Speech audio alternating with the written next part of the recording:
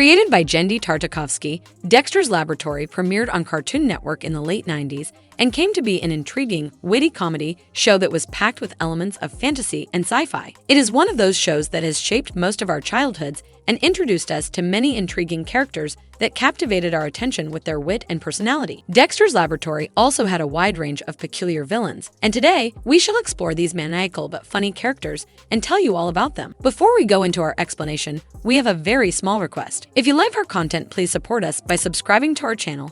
This is a small click for you, but for us, it means a lot. Thank you. Let's begin. Mandark. Voiced by Eddie Deason, Mandark was the primary antagonist in Dexter's Laboratory, and he sought to destroy Dexter and establish his superiority throughout the show. He was another student with a black bowl-cut hairstyle that he inherited from his father, Windbear. Mandark typically wore a white shirt and blue shorts, and he had nerdy glasses that were quite similar to Dexter's. While Mandark was born to Windbear and Oceanbird in a hippie town in Flowertopia, he was struck with lightning as a kid, which led him to develop an evil disposition that no one was aware of. Mandark was entirely focused on destroying Dexter's laboratory, and he even had the skills and intelligence to actually accomplish this goal. It was established that Mandark surpassed Dexter in terms of knowledge, but he had suffered great mental trauma after losing DD and dealing with his lab's destruction. Mandark was entirely enamored by DD, even when she refused to acknowledge his love or presence. Ever since, Mandark fell one step behind Dexter and struggled to establish his superiority. He slowly worked towards constructing a new lab and focused on making it darker and gothic by replacing his previous equipment with biomechanical equipment. This remodeling was supposed to represent Mandark's spread of evil as he turned into a full-fledged supervillain by the time he became an adult. It was suggested that Mandark's evil origins stemmed from loneliness, and he even confesses that he has no friends or interests. As the show progressed, things did change for Mandark as he found a new hobby in surfing and made friends with Surfer Boy. While he had exceptional growth over his story arc, Mandark dedicated much of his time to sabotaging Dexter and taking over his laboratory. Breath is minty fresh. For this, I salute you.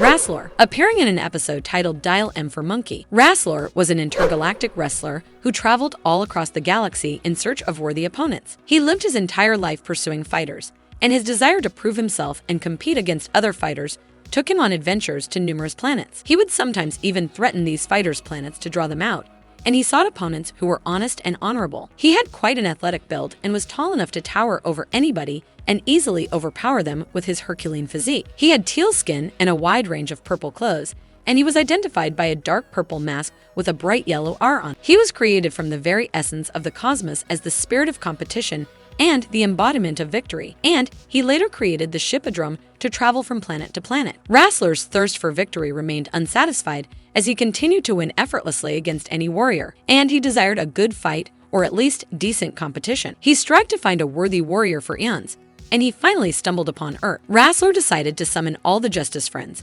including Monkey, Living Bullet, Valhallan, and several others, and threatened to destroy Earth if they refused to fight him. One by one, Rasor defeated all of them except Monkey, who kept coming back for a fight even after Rasor beat him a bunch of times. Rasor greatly respected Monkey's determination and then decided to spare his life. Rasor was said to be one of the strongest warriors in the galaxy, and his victory against the mighty Justice Friends is a true testament to his strength and power. Interdimensional Monster. First summoned by Dexter by using his interdimensional doorway, this creature was determined to eat Dexter and consume his entire being. He was an enormous pink monster with several tentacles, characterized by big yellow eyes, sharp teeth, and huge red lips. Dexter had resorted to using the doorway after getting sick of DD's behavior in the hopes that it would transport her to a different dimension. However, this plan went awry, and the interdimensional monster showed up in Dexter's lab and even swallowed him whole. Dexter then used the last waking moments to leave a note with DD to use a time machine to remind his past self not to open the doorway. However, DD was unable to pass on this message to past Dexter, as the two ended up bickering to an extent where Dexter lost his patience again and tried to open the doorway to get rid of DD. The chain of events repeated themselves, and the interdimensional monster once again appeared and swallowed Dexter. As the episode progresses, Dexter realizes that he is stuck in a loop with this creature, and no matter what he does, he cannot reverse it or save himself. While the monster digests him over and over again, we see Dexter alive in a later episode, which implies that DD eventually found a way to break this unending cycle. In another episode, titled Sports A Poppin', DD stumbles across the doorway and unleashes this monster upon Dexter, who somehow manages to defeat it with a laser gun. The Interdimensional Monster was a pretty popular character, and he also appeared in several promo materials and media related to this show. Now you've really ticked me off. Hoku, voiced by Jay Hugley, Hoku was a humanoid alien with cyan skin and locks of blue hair. He had fangs for teeth and elvish ears, donned golden armor with spikes on both shoulders, and a cape, tights, and gloves. His character is shrouded in mystery, and all we know is that he is an evil warlord who traveled to Koosland to kidnap Peepers in an episode titled Jeepers Creepers, where is Peepers? Peepers guarded Koosland, and Hoku wanted to capture him in order to absorb his power and use it to energize his space fortress's special weapon. He wanted to use this weapon to erase DD's planet from the face of imagination and then move on to ruling the entire galaxy. Hoku's grand plans did not come to fruition after Dexter and Kuzi joined forces to get rid of him, and he was eventually killed by Peepers. Peepers' deep hatred towards Hoku enabled him to mutate into a dragon and smash Hoku until he ceased existing. This was quite a fitting demise for a cruel tyrant like Hoku, who spent his entire life destroying everything in his path to attain galactic domination. Hoku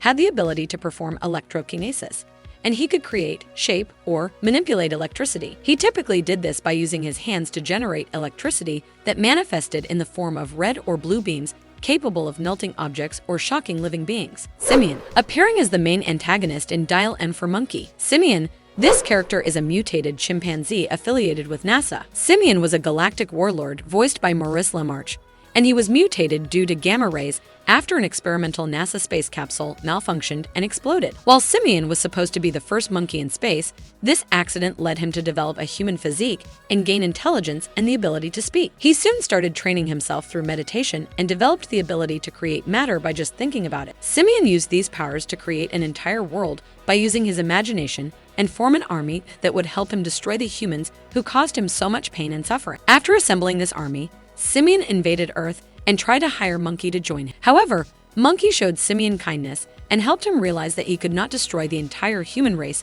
just because he was wronged by a few humans. Simeon soon destroyed his own army and retired to a peaceful life on Earth besides Monkey. While Simeon was initially portrayed as a ruthless ape, he was a lonely being who had been tormented to no end and needed someone to show him kindness. He was extremely smart, and he boasted of intelligence beyond the scope of humans. After his mutation, Simeon was a technological genius who could create huge armies of followers as well as organic life. Overlord Mandark. While Mandark had already established himself as one of the main antagonists on the show, Overlord Mandark was an evil, oppressive despot who ruled over the entire world. He was one of Mandark's future selves from the episode Ego Trip, and he was a tyrannical ruler who banned technology and ruled with an iron fist. He differed greatly from his younger versions in terms of appearance. He was an obese, balding character with a black goatee. He was obese to the point where he could not even walk, and he had to use a grappling hook in order to move. Overlord Mandark used to be the head of the corporation, and he was known as Executive Mandark. This version would treat his employees harshly and torture them to an extreme extent,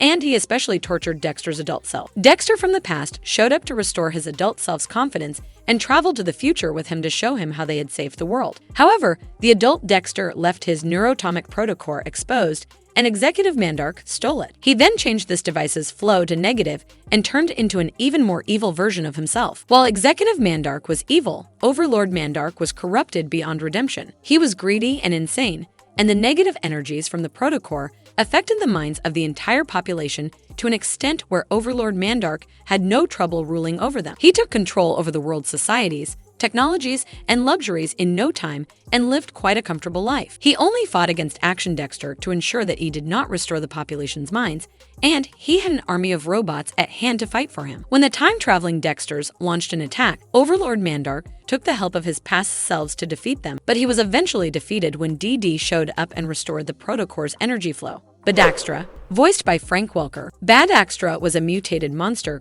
created by Japanese atomic scientists, and he appeared in the episode Last But Not Beast. In the 1960s, a failed experiment resulted in the creation of this axe-blade kaiju, whose arms, feet, and tail were sharp blades capable of slicing through anybody. Bada Dextra also had an axe-shaped head, which is supposed to reference Gyron, a villain from Gamera. While he unleashed hell upon its creation, after several attempts, Bada Dextra was captured and sealed in Mitate Fujiahiem, but was unfortunately freed by Dexter after he lost control of his special PAZ missiles. After decades of imprisonment, Bada Dextra was finally free to wreak havoc on the land of the rising sun before finally embarking on an adventure to New York City. He came across the EDF, the Justice Friends, and the Robo-Dexo, and defeated them before finally coming across Dexter. At this point, Dexter listened to Tashi's advice and used his multiforming Megabot to defeat Bada Dextra. While Dexter had some trouble operating this device, he managed to overcome these technical difficulties and eradicate Bada Dextra, thereby ensuring that this species goes extinct forever. This character's origins are found to be similar to Godzilla, as both of them were created from the nuclear fires of the atomic age. However, Godzilla manages to regenerate himself several times, while Bada Dextra is killed off by Dexter. Scimitar. Inspired by the infamous Minotaur in Greek mythology, the Scimitar was the slave beast of the Master of Doom, Soras. It was a huge bull-like creature with yellow skin, sharp claws, curved horns, and red eyes, but its most interesting feature was its humanoid upper body. Voiced by Frank Welker, this character appeared in the episode D and DD, wherein Dexter creates it as a part of his Monster and Mazes board game. During this game, Dexter's friends encounter this creature while crossing a maze, and the Scimitar lunges into and attacks them. It is portrayed as a creature with unending loyalty to Soras, and the Scimitar also had a reputation for tearing down anything in its path. When Dexter's friends come across this beast, they realize that it is immune to most of their attacks. However, it eventually falls into a pit concealed by Macabro's magic and dies. Miss Olga Astronominov. Oh, please, ma'am, call me Laava. Laava. Born to Ocean Bird and Wind Bear, Laava was Mandark's sister and DD's archenemy throughout the show. She makes an appearance in the episode DD's Rival, and her character's real name is revealed to be Olga Astronominov. Just like Mandark, Laava was an evil, bratty young girl who typically appeared in a pink dress and white knee socks. While her appearance is comparable to any young girl, Laava was not an average girl in any capacity. She had a dark and scary personality and took joy in depressing things and scaring others. In fact, she would often bully Mandark and make him miserable by ordering him around or abusing him, even though he was much older than her. She took great joy in others' unhappiness, and her only healthy hobby was ballet, as she enjoyed impressing other kids at the dance school. However, her preference for ballet was also rooted in evil, as she only signed up for it to take DD's spot as the best dancer at the school. After engaging in fierce competition with DD to become the ultimate ballerina, Laava didn't end up becoming friends with DD and called it a truce.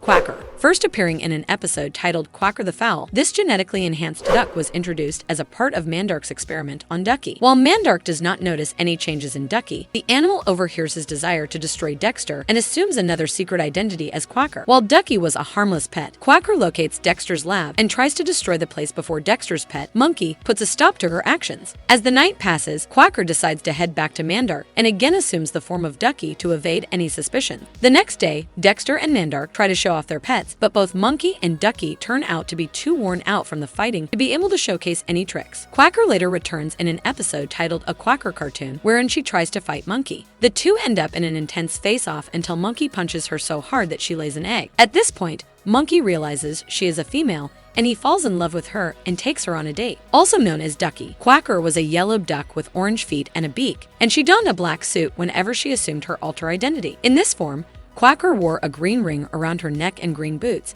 and she also had the letter Q printed on her suit. Quacker was quite loyal to Mandark, but she eventually started dating Monkey, much to Mandark's as well as Dexter's shock. Marvelous verdict. To sum it up, Dexter's Laboratory was truly one of the most iconic animated series from the past decades, and it introduced us to a wide variety of crazed villains, ranging from evil school-going geniuses like Mandark to humanoid aliens like Kokoko. This show served the perfect combination of funny and maniacal villains, and we hope you enjoyed this curated list. And if you liked our content, don't forget to leave a like and subscribe to us if you haven't already. Have a good one and be safe. Thanks, everyone.